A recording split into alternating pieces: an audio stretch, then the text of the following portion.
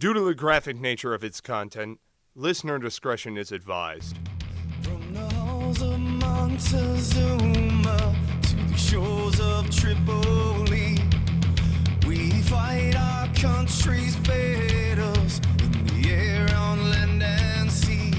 First to fight. On this episode of Cigars and Sea Stories, Mike and Juslin sit down with fellow Marine Troy Rill. They all served together in 3rd Battalion Seventh Marines Weapons Company. Let's see here. That was our second tour, your first tour, right, brother?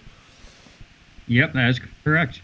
Hell yes. Dude, I'll never forget when Rill came to the unit because I was reading off the roster and it was like, all right, Rill, where are you from? Midland, Michigan. Like, Michigan. No, you're not. And then they did the Michigan handshake, and they walked up, and they were like, hey, I know what the word Yooper means, so do you.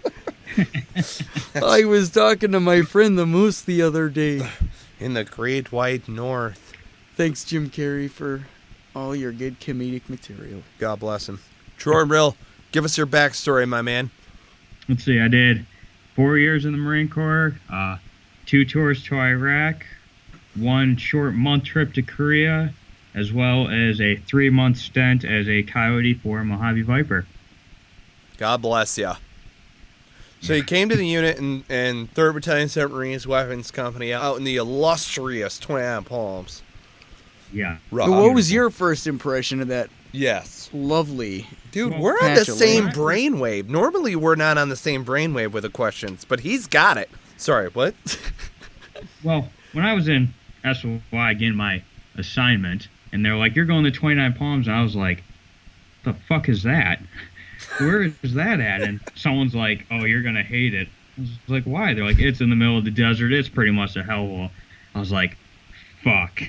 Funny backstory was that going through SOI, I actually wanted to be an assaultman, not a mortarman. I definitely didn't want to be an 11. So when it came time for us to select, they lost my little transcript, so I didn't know what my GT score was. I think for assaultman, it was like, well, if you have over 100 GT score, you can be an assaultman. I was like, man, I don't know if I did that good.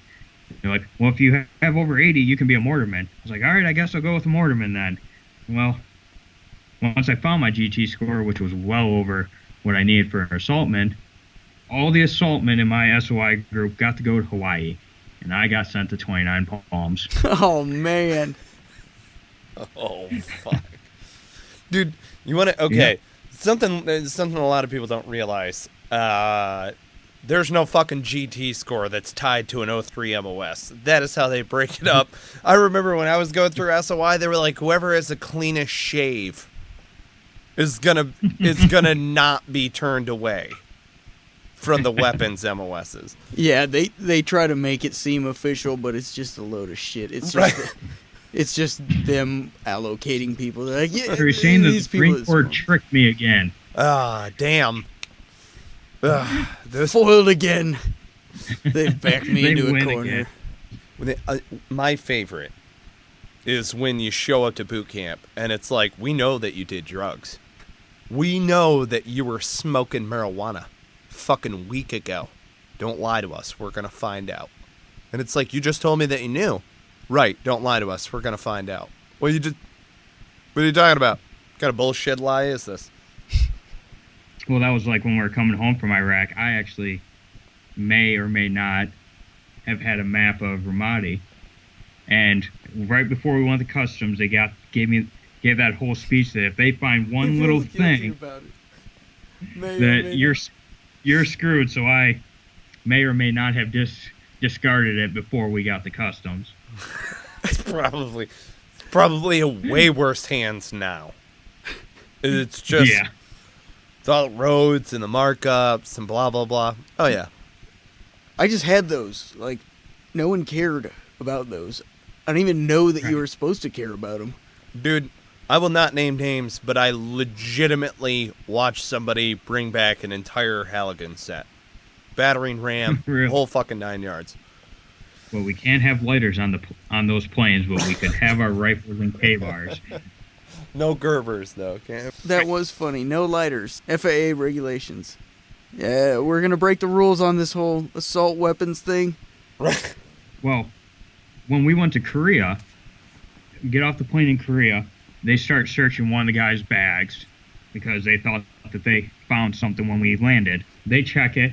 Then all of a sudden they just start checking everyone. Someone's finally like, well, what are you guys checking for?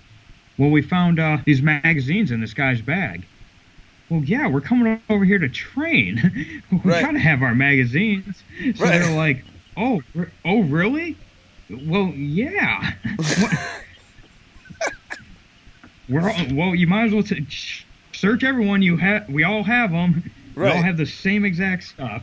Right. As per the junk on a bunk inspection. God, yep.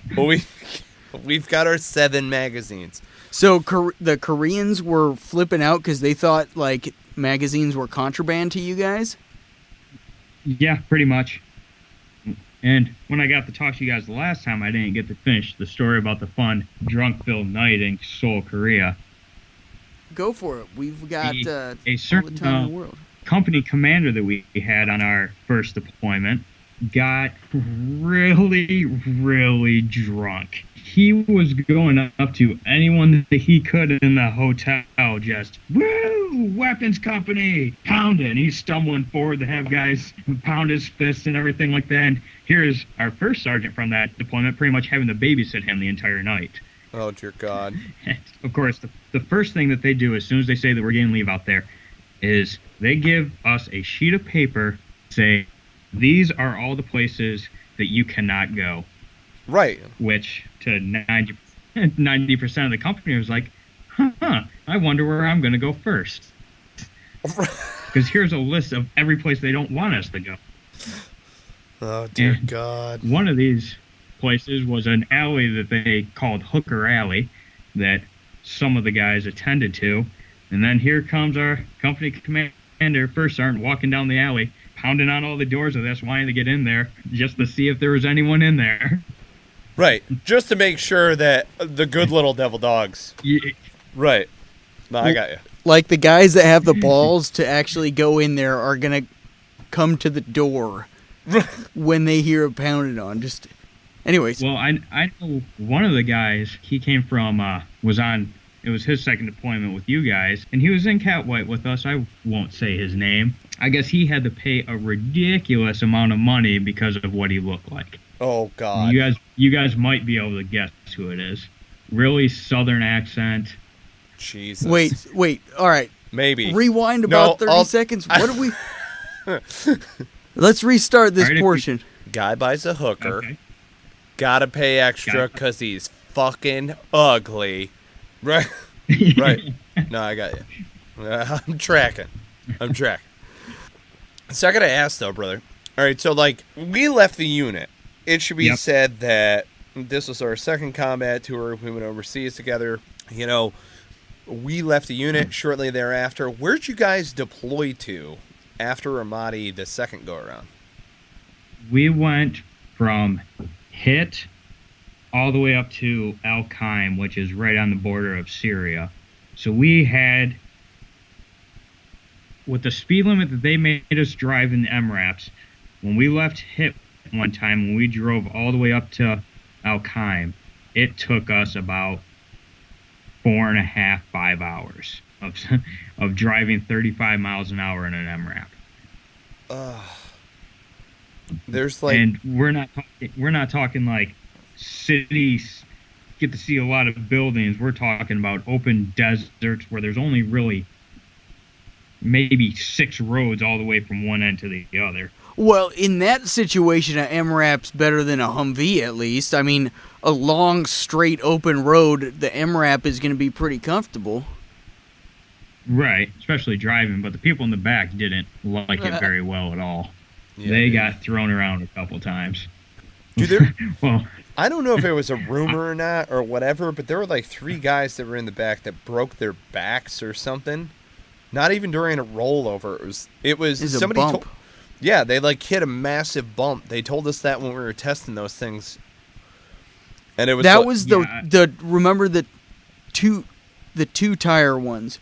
The bigger ones that were longer were fine. It was the smaller ones that we got. Well, it was because they put leaf springs on them is what they did, and the damn things were so heavy that it pretty much, those leaf springs were flat. when I was starting to get out, they just started putting 7-ton actual springs in them to make it so they weren't as bad. Jeez. So what were you guys doing? What was your mission when you were doing hit to Elkheim? Pretty much kind of similar to what we did on ours, civilian control, and kind of make everyone happy as much as possible, and just run little missions, and that was pretty much it. Kind of watch, do some little patrols. Being with the battalion commander, pretty much I just had to go to meetings with them here and there and go see all the other bases that all of our unit was on. So you were a PSD at that point? Yep. Oh, that's good shit. So what was that world like? I mean, I know a couple guys that were in PSDs, but let's get the story here. It was kind of laid back because we knew, okay, we have to go to this meeting. So, all right, load up, get it. We drive to that meeting, and we just sit there, wait for him to get done talking, and then we would rotate in to go eat with him at the meeting, get to try all sorts of Iraqi food, which didn't help us out on one occasion. Pretty much got the entire section sick. Right. Even the battalion commander and everyone. We didn't go out on a couple missions after that one. It was kind of like we started getting quite a bit of downtime towards the end. We actually built a trebuchet out of spare parts that were on the base that were there. No shit. We built a working trebuchet. It threw a smoke grenade probably about 30 to 40 yards. And then we're out on the mission with the people that were leaving us, and I don't know if it was their company gunny or whoever it was, decided to come in there with a bulldozer from engineers and flatten the thing and everything around it. Oh, somebody bulldozed your fucking catapult or your trebuchet? Yeah. Ah. Yep. We came back from mission, and it was flat off to the side in pieces, and there was fences put up, and they're like, oh, this is where we're putting our bomb-sniffing dogs at. I was like, wow. You couldn't have moved it first, because look at this thing. The thing stood about 8 feet tall. I think I got a video of it somewhere. I might have to look it up and upload it for you. Nice. Yes, absolutely. We'll share that. Hell Marines yes. build a trebuchet while wearing fourragers and croix de guerres and all the fucking French words we use. What other French shit do we use? I don't know. Don't try Frenching it up like trebuchet. It's a goddamn catapult. The jeune. latrine. Lejeune. Lejeune. Lejeune. Yeah, hell yeah. Have you used that in context, Rill, since its inception? I actually have. I talked to a Marine reservist that I work with. He's been out for a couple years now, but I told him about it, and he just kind of looked at me like he didn't really care. Right. I think that's going to be the response from most people. But keep waving that torch. Never let it die. We're all going to continue with you. Lejeune. Lejeune. Lejeune. I love it. I think it's great. You got to French it the fuck up. Oh boy, all Indian. What? It was engine. Old engine. That's what it was. That's what it was. It's Lejeune. engine, you idiot. Oh, duh. I should know that. BPC when you're going to be offensive, goddammit. Too legit. Too legit to quit. So, Troy Rill, you're an 0341. You did 2 tours, one to Ramadi, the other to hit / Elkheim. Elkheim. There it is. Nailed it. You transitioned out of that and wound up going the Coyote route. How long did you do that for? Yeah. Well, I did that for about 3 months. Kind of what happened was I had a little birdie hinted to me that they were looking for a handful of people from our company to do it. They got all the NCOs that were left, brought them into a room, and they're like, okay, we need 4 volunteers. And that was all they said. They didn't say for what or nothing. So I was like, screw it, I'll volunteer. I think I know what it's for, and end up going out there to, actually I didn't even go to the mount town that we trained in. They were in the process and almost done building a second one. I was one of the Coyotes for. Did you get any leeway in building the exercises and everything going on in there, or? Yeah, we did. There was quite a few that we had a somewhat of a schedule that were process that we had to keep of doing certain things. But if we saw someone walk by where we had an IED, we could either let him walk past it because he missed it and hit one of the other guys behind him. We kind of got to choose who we hit, and when we wanted our role players to shoot the rocket launchers off and all that. Nice. Yeah. So you got some Marines, some good training then. Yeah, it was good. We had one, I think he might have been a reservist that came through there. He was trying to clear a house on one of the final exercises, and I got in control of like this little 15 building city kind of out in the town, so that if they needed help, it would take some time for them to get there. And this guy was trying to clear it. Well, our role player came up from the top and fired right down at him. The kid thought that he got up to get a shot off, and after I told him he's down, he throws his arm up and was like, "Oh, come on, what the fuck? I got him. I killed him." And he's standing there. I was like, "Well, now you're really dead because you're standing here making a fool of yourself. Lay on the ground and get a CASEVAC call for you." And they would actually call in helos and everything for that little town to pick up people. Nice. Was that out there by Hidalgo? Yes. Okay. This one was closer to the golf course, if I remember right. Right. I know what you're talking about. There's like a little oasis or something out there, a handful of trees and like 15, 20 buildings. Yeah. We went out there with Special Operations Training Group when we were doing the advisor training cell package, going through those mountain towns. They got a lot more role players and stuff going over there. It's pretty neat. Oh, yeah. So, without going in depth on the training, you got a lot of role players that are out there now that are previous amputees for one reason or another. But it definitely adds a whole nother layer of realism. Now, a lot of guys out there will understand when we say, like, the studios, so to speak. Like, over in Pendleton, we had a few different areas where they were, like, 360 Mount Town BFA style. You know, you're rolling through role player stuff like that. I won't go in depth as far as the training is concerned because it's really good gouge. But RPG goes off, guy, amputee, you're like, whoa. And, you know, I was a sergeant at the time going back through some of this training and stuff, but I totally did not expect this dude to be a legit amputee. And, you know, like the leg is gone, there's fake blood everywhere. I'm like, just fucking, whoa. Like, threw me back into 05 mode all over again. You're doing whatever. We didn't have to put on a shit ton of tourniquets in 05 the way that we did in 11, but what they're doing nowadays and stuff in comparison to what we were doing. Like, remember herringbones? Do you remember this, Rill? Just the baseline herringbone? Yep. Right?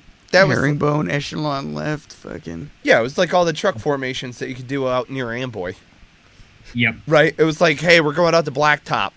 What are we going to do? We're going to fucking drive around. What do you mean, what are we going to do? We're going out to Lavic Lake. What are we going to do? We're going to blow shit up and shoot shit. What do you not understand? Right. The biggest thing we needed to train was maneuvering and getting accustomed to moving as a group and getting around a house in a square and ensuring that every direction was covered. Right. And then aside from that, you could train all the non-truck essentials without the trucks or around civvy vehicles where you're like, all right, we're running from somebody's car to the barracks in full kit. Right. Clearing our rooms, you know? No big whoop. Dude, I'm just throwing it out there. The training that we got in 2005 in comparison to the training that I received in 2010 was heads and shoulders above the previous mark. Like 2005 before we deployed, I mean, like, I showed up to the fleet and they were like, "You're a 41? Yeah, not anymore. You're a driver. Sorry, forget your MLS. Bye." It's like, shit.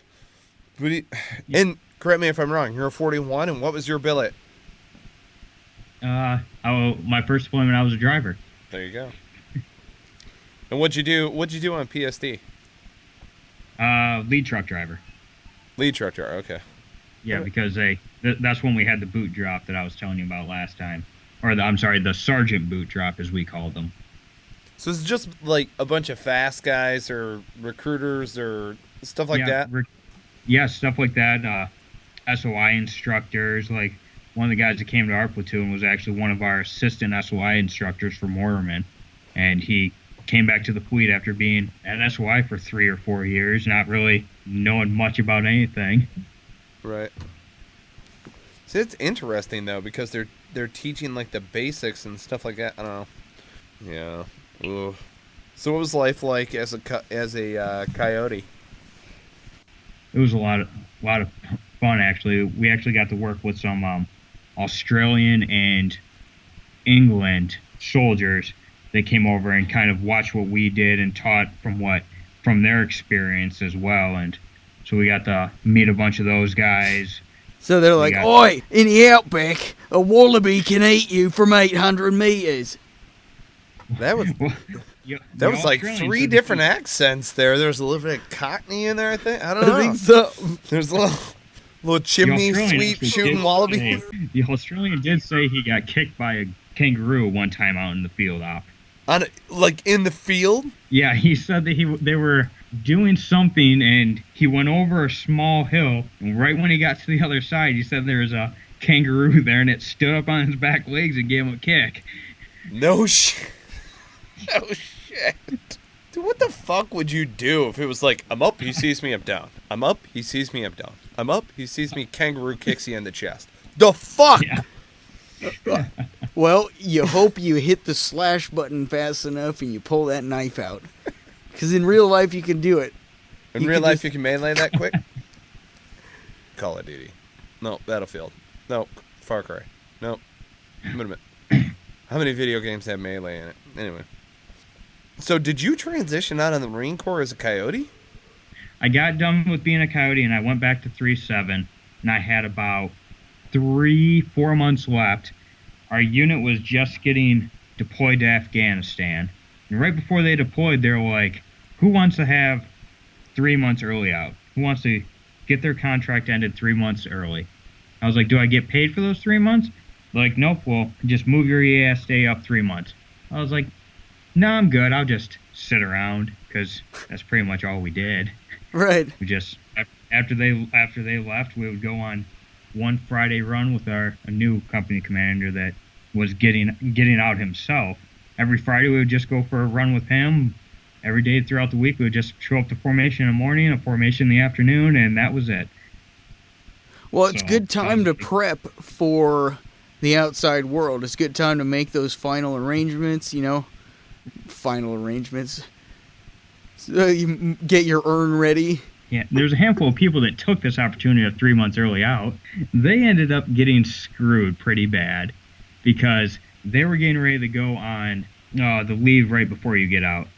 Terminal leave. Like, terminal leave. Yeah. As they're doing it, they're like, oh, you're not going on terminal leave. Like, what do you mean? Like, oh, you got approved for that 3 month early out. You're leaving next week, and you have to sell back all those leave days instead. Oh, my God. So, that's such bullshit. Well, yeah, but it makes sense though. Also, at the same time, I mean, they got at least 3 they months got off to the contract. Keep the leave days in cash form. Right. Yeah, it just took them a long time to get that process rolling. I was like, oh, I'm glad I decided not to do it. Right. Yep. Yeah, screw that trash.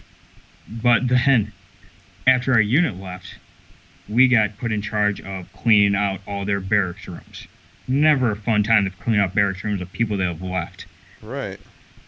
Well, I got lucky enough. I got a terabyte external hard drive. I found a bunch of small knickknacks. I was like, how much porn was on it? Was it 1 terabyte worth of porn on the terabyte hard drive? Actually, I think it was empty. They didn't get a chance to put anything on it yet. Yeah, you had to go old school. He had to go with the magazine route, Pages stuck together from 40 guys before you. Even to this day, if I have to go into a Porta-John at work, instantly I think of back in Ramadi, our line of Porta-Johns, of how much whacking it probably happened in those things. Oh, dude. You pull it out, you're just like, well, should we do it for good old times? Yeah. You're like, man, I ain't got my Jergens with me, but this is happening. Yeah. This is happening. Hey, guys, whoever makes MREs out there, if you could start putting some kind of lube, just like a lotion, like it's non-hypoallergenic, please. Right. We don't want any rashes going on. You know what I'm saying. Moisture absorbent. It's like, I think I've told this story before, but I remember when First Sergeant on our first tour was like, listen, gents, I know what you're doing in there, and I don't care. I just don't want to see it. So the line to the porta-shooter, you remember how there were like 3 distinct groups of porta-shooters that were out on the main road? Yep. And we had like ours, then was Staff and O, and then all the way down to the end, it was the other 2, right, essentially? Yeah. So the line to the head is just like crazy at this point, and I'm like, fuck it. So I go down to the Staff and O, right, porta-shooters. I'm standing there, and First Sergeant looks over, and he's like, Penny, what the fuck do you have under your shirt? There's like this giant rectangle, right, outline under a skivvy shirt. It's like a blinking red light near my left nipple. And I'm like, I thought you didn't want to see it, First Sergeant. It's like, really? He wasn't happy. I would head down to the one that was over by the motor pool. Oh. That's where I would head. So you learn all these things now. You're never going to divulge the secrets when you're on Hurricane Point. Yeah. Right? Which we can say that now because the Iraqis own it. You guys can have that place. Yep. We defiled the hell out of it. Oh, yes. And The streets are flooded with the ejaculate of the Marine Corps. especially on Hurricane Point. Oh, dear God. Yeah. I don't know if it was Uday or Kusei.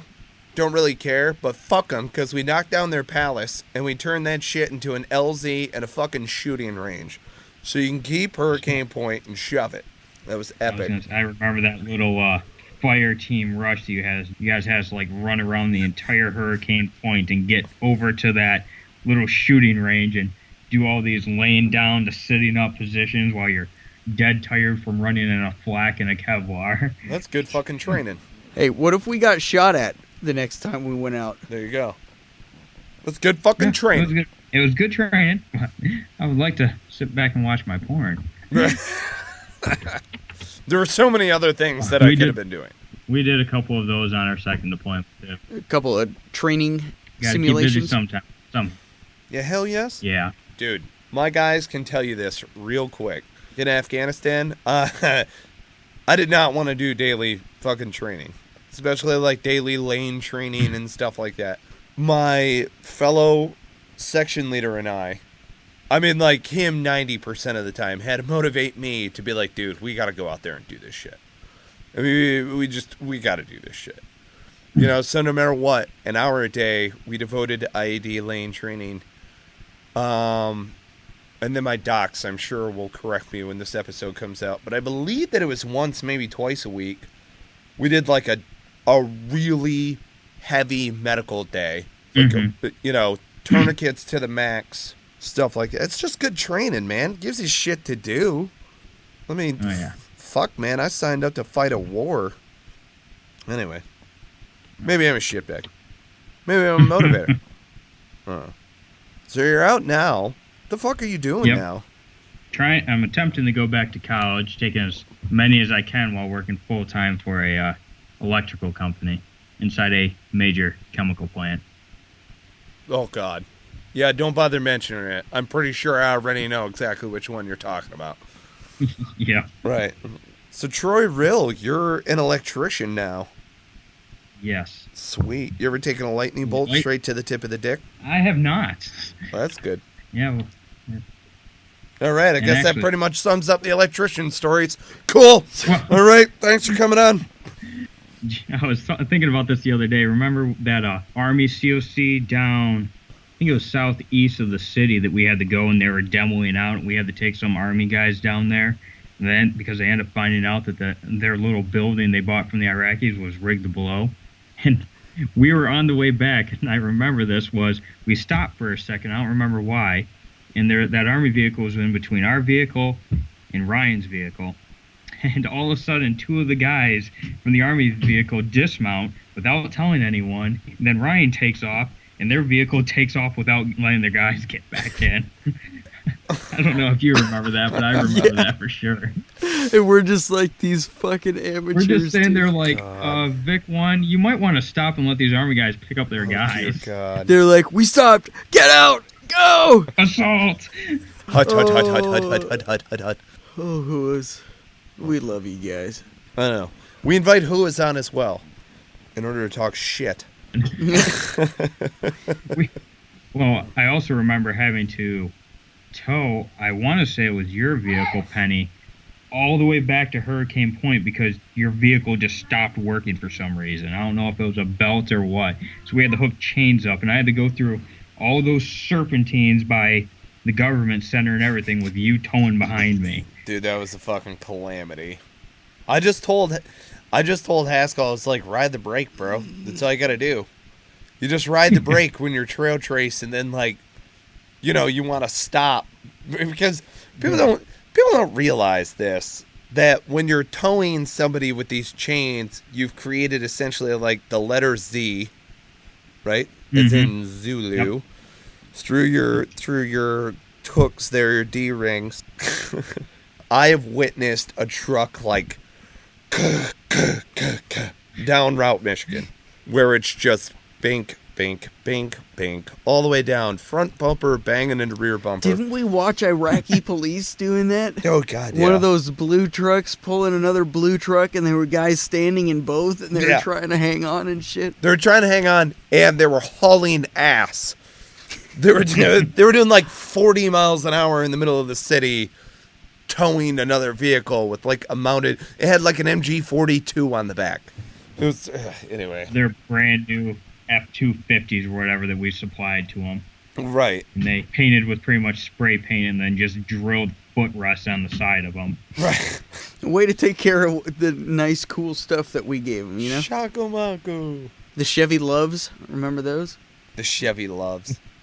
It's AKA Chevy Colorado. Yep.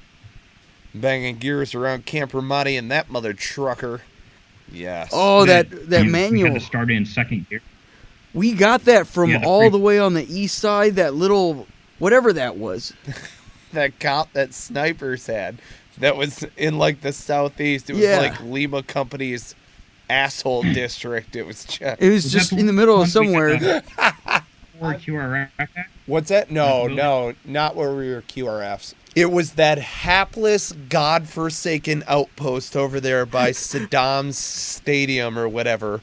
And you walk in. Do you remember the look on these guys' faces? You're just like, wow, dude. It's been awful for you guys. It's been bad. Did they let you out of the cages like an hour ago? Poor bastards. Whatever. We showed up with T-Rats. They were happy. They're happy about T-Rats. What state of mind do you have to be in to be happy about the slight difference between an MRE and a T-Rat? It's like pancake T-Rats. So good. Veggie omelet, we're fighting. I'm just saying. Yeah. We're fighting. I don't do kosher. Word? Kosher. Vegetarian is not kosher. Yeshlamil. Yes. Go have some gefilte fish, and we'll see you in the morning. We speak Yiddish here in Cigars and Sea Stories. Oy vey. Troy Rill, I love your body, man. It is nimble. It's nimble, it's quick, small, agile. We got to do this again. We got to do this again real soon sometime.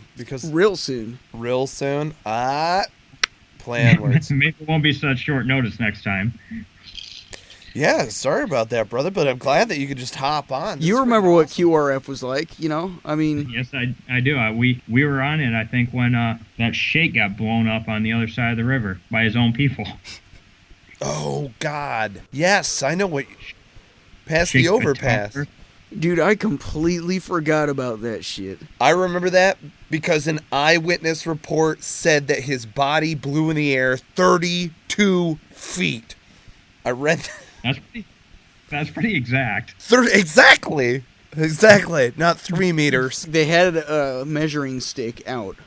Kind of like for high jumpers. They had it set up to see. No, they just had this giant version of the 7-Eleven thing on the door. 27 feet right here, just in case he is this tall. He's talking about the measure. Oh, Jesus. By the door where it's like, this is 6 feet. There you go. So that they can identify the criminal as he walks out? Yeah. Yeah, but I read that in this... I read that in the CAAT tracker, and that was exactly what I was thinking. I was like, did this fucking dude pull out a tape measure? 32 feet in the air, and also on top of it, like, holy shit. 32 feet in the air. Like, Well, you gotta understand how that came across, because the guy was like, "Oh no, Mister, it's like 32 feet." Exactly. Shway, shway. Shway, shakamaku. Shakamaku. 32 feet. Fiki. Fiki, fiki, sadiki. Fiki. Oh my god, I miss fiki fiki, where you rub your index fingers together. I like doing it slow, Fiki, though. fiki. Can you hear it, America? Fiki fiki. Can you hear it? They're rubbing. He closed his eyes for that. America, feel a little bit ashamed of yourself right now. And a little dirty. Wahed chocolate? Mr. Chocolate. Why, Mr. Juslin, you should remember a lot of this. You were our Arabic teacher. Dude, I don't know. I got that 2-week course with Andrew McCune. Why they sent him with his thick-ass accent to... I was like, all right, I know you guys aren't taking this shit seriously because he sent Coondog to freaking Arabic course. Best point man you could ever ask for, though. I gotta give credit where credit's due. Coondog, you can find water in the middle of the fucking desert, bro. Love ya. He found us water in Bridgeport. That's why I say that. Oh. He was got to practice his Zadrex, though. He was always the guy who was like, Over that way. yeah, right. Do you see that by the rock near the bush down there by the thicket? You're like, what the fuck are you talking about, bro? Hey, if we were in Oklahoma, you would have understood. Yeah, chatmate, king me. You know who else was born in Shawnee? Brad Pitt. Fucking hate Brad Pitt. I'm like, thank you for that wonderful piece of trivia, Jesus. Anyhow, we're getting Coon on the show. This is happening. Coon, reach out. We're doing this. I love you, brother. Troy Rill, you're an amazing person, bro. Keep doing what you're doing. And Thank you. And keep adding value to the world. We'd love to sit down and share sea stories with you anytime. Love to join anytime you want. Kill bodies, brother. Love it. Hell yes. Folks out there in podcast radio land, go ahead, rate, review the podcast. Subscribe to us on iTunes, Stitcher, Player FM. Yeah, if you want to hear more great content like this, shoot us some comments. We love knowing what we can do to make the show better. And if you happen to be a gentleman similar to Troy Rill, that is to say you are a fellow Marine, FMF Corpsman, we want to hear from you. We want to chat with you.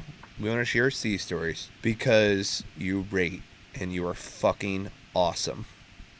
So, thanks for joining us for another episode of Cigars and Sea Stories.